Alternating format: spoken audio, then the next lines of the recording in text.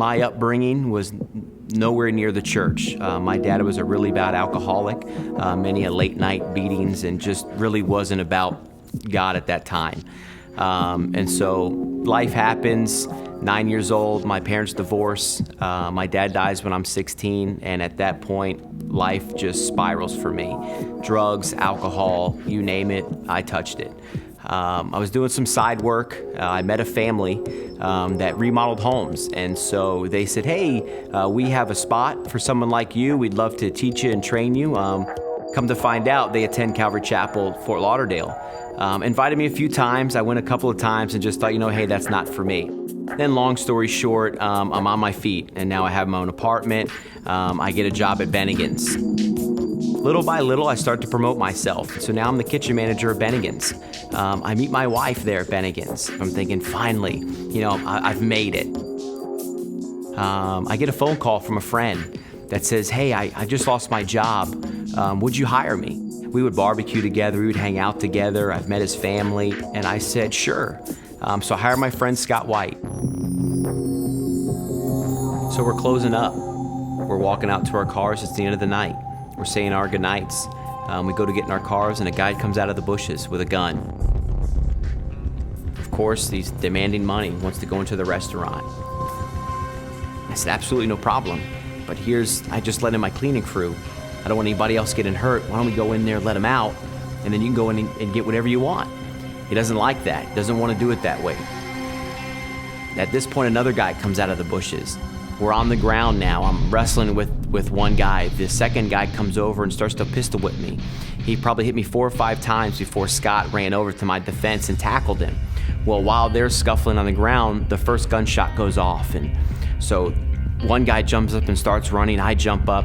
I proceed to the other guy, and I see him leaning over Scott, and he shoots him point blank again. I then begin to chase after him, and they've got probably 15, 20 feet away from me, and they turn around, they point the gun at me, and they shoot right at me. I check myself to see if I'm okay, and I realize, hey, I'm not hit, and so I start to chase him again. Well, out of the corner of my eye, I still see Scott laying on the ground. And so I go over to him, and I roll him over, and that's where I see all the blood. The police show up, and they take me to the hospital, and at this point, I receive 27 staples, and they bring me back to the scene to kind of give the detectives a run through of what happened. At that point, I see the yellow tarp, and I know that my friend's under there. There's nothing that I can do. And so they let me go home, and I'm thinking to myself, what happened? Why did this happen to Scott and not me? What's my purpose in life? I don't know, but I remember having conversations with my friend Dan every night at Bennigan's, him telling me this great love that Jesus has, this redeeming of life that he can do for you, and that he's got this purpose for me, this plan.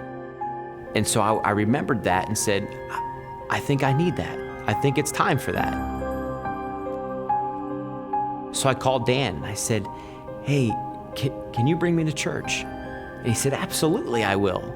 So I'm waiting for Pastor Bob to finish, and I'm the first one out of my seat. Immediately I'm up at the altar, and I say the sinner's prayer. And at that point, God changes my life.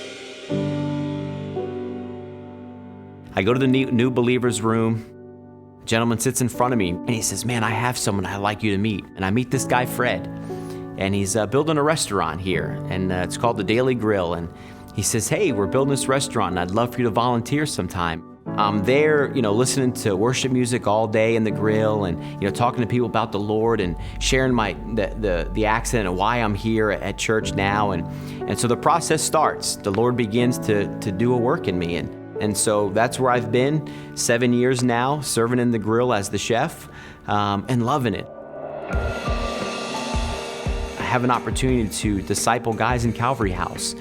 Calvary House is a men's ministry here at Calvary Chapel that handle men that at some point in their life have struggled with drugs, alcohol, whatever the case may be. Years ago, if I'd have known about Calvary House, I would have been in Calvary House.